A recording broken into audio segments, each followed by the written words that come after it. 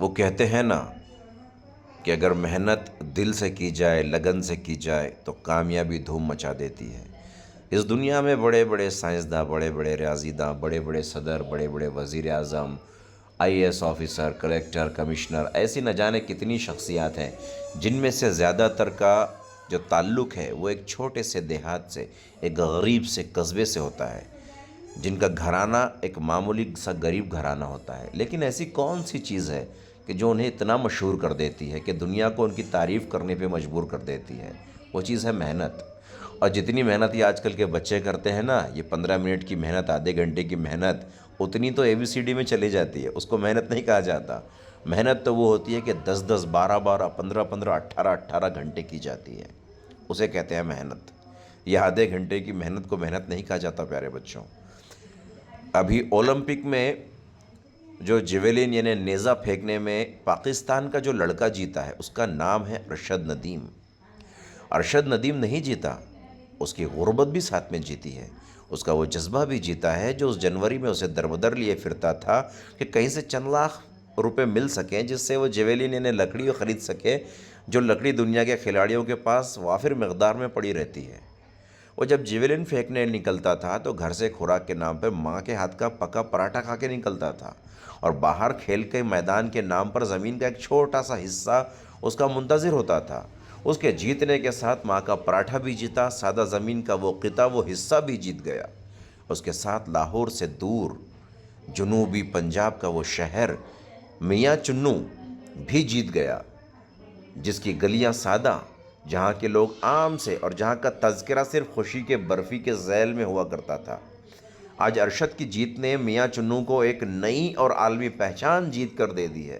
ارشد ندیم کے ساتھ ہی وہ غریب باپ بھی جیت گیا جو اپنے بچے کے کھیل پر حیران ہوا کرتا تھا کہ ایک لاٹھی کو زور سے دور پھینکنا بھی بھلا کوئی کھیل ہو سکتا ہے؟ کھیل تو کرکٹ ہوتا ہے، کھیل کو بھلا جانتا اور مانتا ہی کون ہے؟ لیکن آج اس غیر معروف کھیل مگر ناقابل تسخیر جذبے کے ذریعے سے اس کا بیٹا کل جگ میں مشہور ہو گیا، پوری دنیا میں مشہور ہو گیا، ہیرو ہی نہیں سپر ہیرو بن گیا۔ ارشد کی جیت کے ساتھ اس کا شہر، اس کا ملک، اس کا گاؤں، اس کا سادہ سا گھر بھی جیت گیا۔ میں نے عربی کمنٹیٹر کو سنا ارشد کے جیویلن سنبھالنے کے، ہاتھوں پر تولنے اور پھینکنے کے ساتھ ساتھ جس کا رواں تبصرہ جاری تھا، جو کمنٹری کر رہا تھا، مگر جو ہی ارشد نے کرشمہ کر دکھایا تو وہ کمنٹیٹر سب بھول کے اللہ اکبر کے نعرے لگانے لگا۔ میں نے ادر ملک کے لوگوں کو سنا جو کہتے تھے کہ نیرج چوپڑا بھی کم نہیں تھا مگر یہ Arshad Nadeem out of syllabus آ گیا۔ جی ہاں، ہمارے ہندوستان کا مشہور کھلاڑی، ہمارا گرو جو ہے نیرج چوپڑا، وہ بھی کوئی کم مضبوط کھلاڑی نہیں ہے، اس کی محنت بھی بہت زیادہ تھی، لیکن ایک لک، قسمت نے اس کا ساتھ نہیں دیا، اس وجہ سے وہ پہلا مقام حاصل نہیں کر سکا۔ لیکن سلام ہے نیرج چوپڑا کی محنت کو بھی۔ تو لوگ کہتے ہیں نیرج چوپڑا کم نہیں تھا لیکن Arshad Nadeem out of syllabus آ گیا۔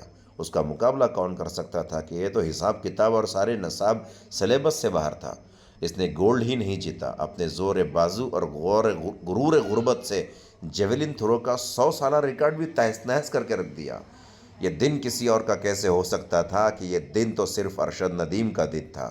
کروڑوں کے اخراجات کر کے اہتمام سے میدان میں اترنے والوں کے مقابل ایک ایسا نوجوان کہ جو غربت اور اسرت کا دن، یہ دن ایک چھوٹے شہر کی نظر انداز کردہ نوجوان کے پیرس جیسے خوشبوؤں کے شہر میں سجدہ کر دکھانے کا دن تھا۔ ارشد ندیم تینوں رب دیا رکھا۔ ارشد ندیم، تم نے ساری دنیا میں سجدے کا منظر دکھا دیا، خدا تمہیں ہر منظر میں دکھائے، آمین۔ ارشد ندیم، تم تمہارے قبیلے کا فخر ہو کہ قیس سا پھر نہ اٹھا کوئی بنی عامر میں، قیس سا پھر نہ اٹھا کوئی بنی عامر میں، فخر ہوتا ہے گھرانے کا سدا ایک ہی شخص۔ میں تمام نوجوانوں کو، تمام بچوں کو یہ کہنا چاہتا ہوں کہ آپ بھی محنت کیجئے۔ ضروری نہیں کہ آپ جیویلن تھرو میں ہی کمال حاصل کریں، ضروری نہیں کہ آپ فٹ بالر بنیں، آپ پڑھائی میں اپنا مقام حاصل کر سکتے ہیں، آپ ہر میدان میں، کوئی بھی میدان میں اپنا مقام حاصل کر سکتے ہیں، شرط ہے کہ لگن کے ساتھ کیا جائے۔